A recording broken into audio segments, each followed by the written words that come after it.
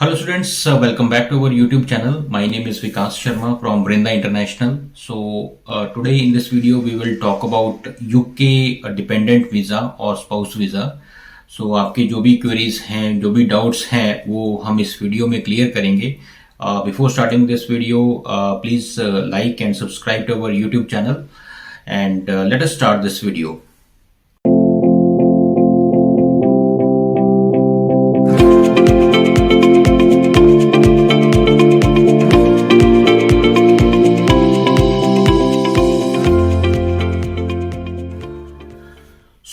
UK dependent visa और spouse visa जो है उसके कुछ फैक्ट्स हैं जो कि आज क्लियर करने बहुत जरूरी हैं ताकि आपको सारी क्लैरिटी मिल जाए कि जो डिपेंडेंट वीजा लगाते हैं हम ये स्पाउस के लिए तो उसमें क्या क्या मतलब चीजों का ध्यान रखना रहता है और क्या क्या उसमें फैक्ट्स हैं. सबसे पहले ये कि जो स्टूडेंट है, जो मेन एप्लीकेंट है, उसको वहां पर जाकर पोस्ट ग्रेजुएशन लेवल करना है, RQF लेवल 7 और अबव. इसके बेस पर ही हम आपका जो है डिपेंडेंट वीजा फाइल कर सकते हैं.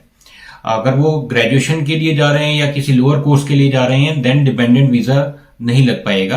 तो जो मेन एप्लीकेंट है उसको RQF लेवल 7 और अबव के लिए अप्लाई करना पड़ेगा, वहां पर एडमिशन लेना पड़ेगा, उसके बाद ही डिपेंडेंट वीजा लगेगा. सेकंड है कि जो डिपेंडेंट है उसका कोई भी क्वालिफिकेशन ऐसा स्पेसिफिक नहीं है चाहिए होता, वो किसी भी क्वालिफिकेशन का हो डिपेंडेंट, उनका वीजा हम फाइल कर सकते हैं यूके के लिए. और बाकी जो डिपेंडेंट होता है वो वहां पर फुल टाइम वर्क कर सकता है, यानी कि 40 आवर्स पर वीक उनको काम करना वहां पर अलाउ होता है. स्टूडेंट का जो होता है मेन एप्लीकेंट है वो 20 आवर्स पर वीक वहां पर काम कर सकते हैं.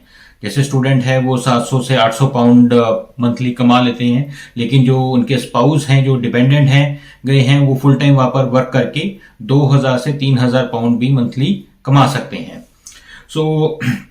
बाकी जो डिपेंडेंट वीजा है वो आपका वैलिडिटी कब तक रहेगा, जब तक आपका जो मेन एप्लीकेंट है, जो स्टूडेंट है, उनका जब तक वीजा वैलिडिटी है तब तक डिपेंडेंट का वीजा वैलिडिटी भी रहेगा. फॉर एग्जाम्पल 2 साल का अगर उनका स्टूडेंट वीजा लगा है मेन एप्लीकेंट का, तो जो डिपेंडेंट है उनका भी 2 साल तक का डिपेंडेंट वीजा रहेगा. इसके बाद जो है डिपेंडेंट वीजा की फाइल हम कब डाल सकते हैं. मोस्टली जो है स्टूडेंट्स हमसे यही क्वेश्चन करते हैं कि जो डिपेंडेंट का है हम फाइलिंग कब करें, साथ में करें या बाद में करें. तो इनमें एज पर चॉइस आप कभी भी कर सकते हैं, साथ में भी कर सकते हैं, और जब स्टूडेंट का वीजा लग जाता है यूके का स्टूडेंट वीजा तो उसके बाद भी आप फाइल कर सकते हैं. एज पर सजेशन हम यही सजेस्ट करते हैं कि आप बाद में फाइल कीजिए डिपेंडेंट वीजा. रीजन बीइंग उसमें एक तो रिस्क कम हो जाता है, आपका जो मेन स्टूडेंट वीजा है उसके ऊपर भी इम्पैक्ट नहीं पड़ता. इसमें जो है स्टूडेंट पहले वहां पर जाकर देख सकता है अकोमोडेशन वगैरह कैसा है कैसा नहीं. फॉर एग्जांपल हस्बैंड पहले चले गए, वो अकोमोडेशन वगैरह देख लिया, वहां का माहौल देख लिया है, उसके बाद अपने स्पाउस को वो वहां पर बुला सकते हैं. और उसमें वीजा चांसेस बहुत अच्छे होते हैं. ऐसा नहीं है कि आप बाद में लगा रहे हैं तो वीजा चांसेस नहीं है. उसमें वीजा मोस्टली सबका लग जाता है, स्पाउस वीजा का कोई प्रॉब्लम नहीं आएगा. बाकी जो है आइल्स रहेगा स्पाउस का, वो मैंडेटरी नहीं है. वहां पे जो डिपेंडेंट वीजा पे जा रहे हैं उनका आइल्स देना जरूरी नहीं है. These are some of the facts जो कि आपको हमने अभी बताए हैं. ये फैक्ट्स कंसिडर करना बहुत जरूरी है. और इसके बाद हम बात करेंगे फंड्स की. जैसे आपने स्टूडेंट के लिए फंड्स, मेंटेनेंस फंड्स शो किए थे, उसी तरह से जो डिपेंडेंट है, जो स्पाउस है, वो जो जा रहे हैं उनके लिए भी आपने मेंटेनेंस फंड्स वहां पर एम्बेसी को शो करने हैं, और वो भी 28 दिन पुराने होने चाहिए जैसे कि आपने स्टूडेंट के किए थे. अब कितने फंड शो करने हैं हम उसके बारे में डिस्कस कर लेते हैं. तो जो सबसे पहले हम ये देखेंगे कि स्टूडेंट जो है वो इनसाइड लंदन गए हैं या आउटसाइड लंदन गए हैं. अगर इनसाइड लंदन गए हैं तो आपको जो इसकी कैलकुलेशन है 845 पाउंड्स की है per month.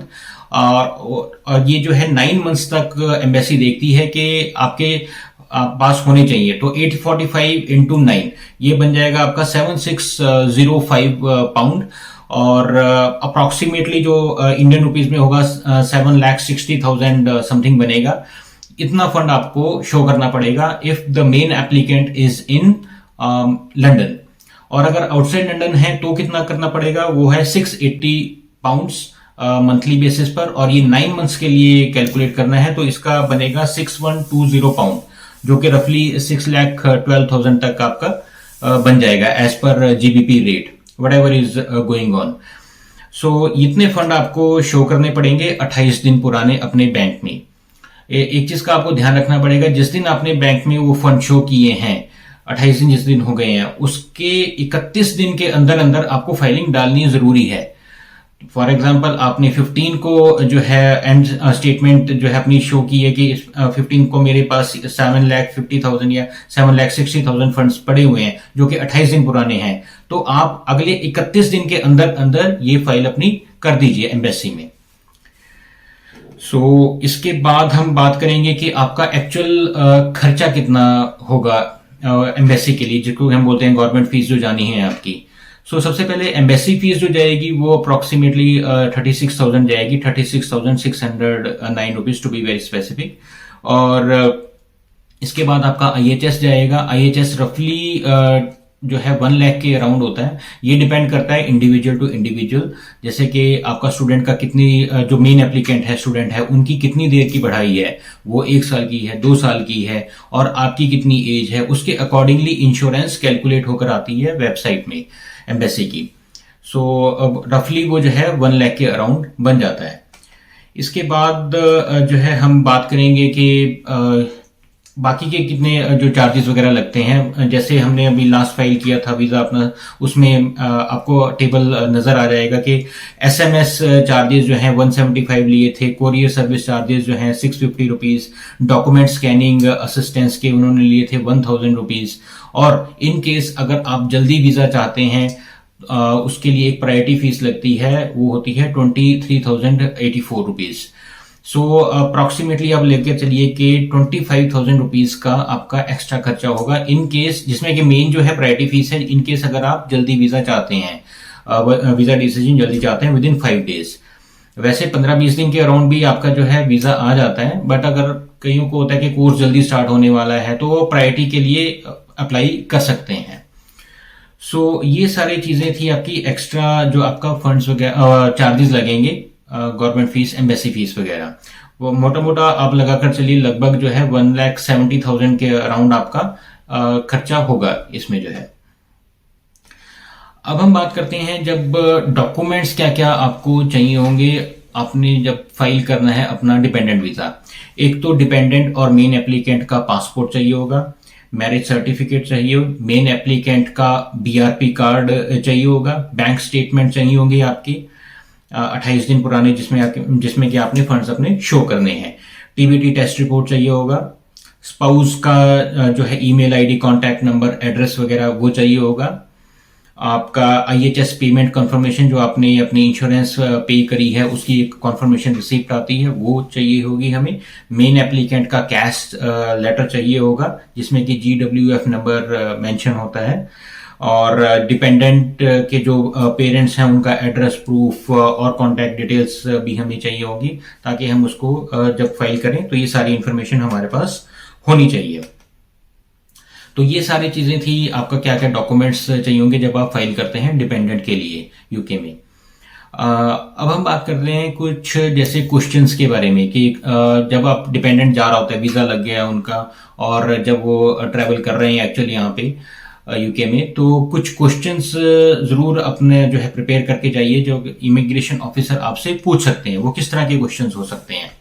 For example, why are you coming to UK, what is your date of birth, what is your address in UK, what is your address in India, contact details of the partner, जहां पे भी आप जा रहे हैं अपने spouse के पास जा रहे हैं तो उनकी कुछ डिटेल्स आपके पास होनी चाहिए कि वो कहाँ पर रहते हैं, कौन से कॉलेज में हैं और कौन सा कोर्स कर रहे हैं वहाँ पे। ये सारी डिटेल्स आपको क्लैरिटी आपके माइंड में होनी चाहिए, एंड आपको फंबल नहीं करना है वहाँ पे, कॉन्फिडेंटली आपको उनके क्वेश्चंस का आंसर देना है।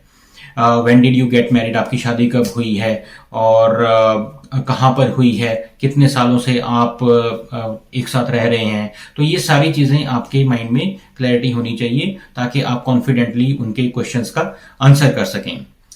सो ये सारी आपको मैंने डिटेल्स बताई। इसके बाद हम कुछ एब्रीविएशंस में आपको बता देता हूं कि आप कंफ्यूज ना हो जब भी आप फाइलिंग वगैरह करें। जैसे कि IHS है, IHS होता है इमिग्रेशन हेल्थ सरचार्ज, जिसको कि हम इंश्योरेंस बोलते हैं कि जब जितनी देर भी आप वहाँ पर पढ़ते हैं वहाँ पे आपके जो यूके गवर्नमेंट है आपको इंश्योरेंस प्रोवाइड करती है, ताकि कोई भी प्रॉब्लम होती है, कुछ भी आपको मेडिकल असिस्टेंस वगैरह चाहिए तो वो इंश्योरेंस से आपको सारा कवर होता है, आपको सारा खर्चा वहाँ पर मिलता है।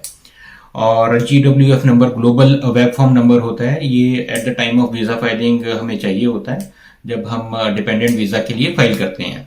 BRP card is biometric residence permit, जब आप वहाँ पर जाएंगे तो विद इन 10 डेज आपको वहाँ पे नियरेस्ट पोस्ट ऑफिस से ये कलेक्ट करना होगा और फर्दर फिर आप अपने वीज़ा एक्सटेंशन के लिए डाल सकते हैं, क्योंकि जो इनिशियल वीज़ा यहाँ से लगता है वो 3 महीने का लगता है, उसके बाद आप उसको फर्दर एक्सटेंड करवा सकते हैं एम्बेसी से प्रॉपर वीज़ा लेके।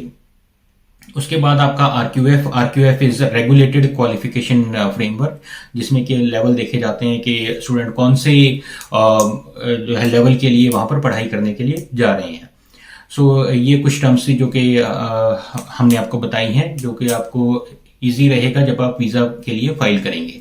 सो स्टूडेंट्स, जैसे हम आप एक लिंक भी देखेंगे अभी हमारे ऊपर, हमारे वीडियो के यहाँ पर हेड में, जिसमें कि आपको जो है एक स्टूडेंट फीडबैक भी आपको मतलब आप देख सकते हैं कि जो हमारी फाइलिंग रहती है बड़ी ही ट्रांसपेरेंसी मोड में रहती है और अच्छे से हम आपका डॉक्यूमेंटेशन वाइज वीज़ा फाइल करते हैं।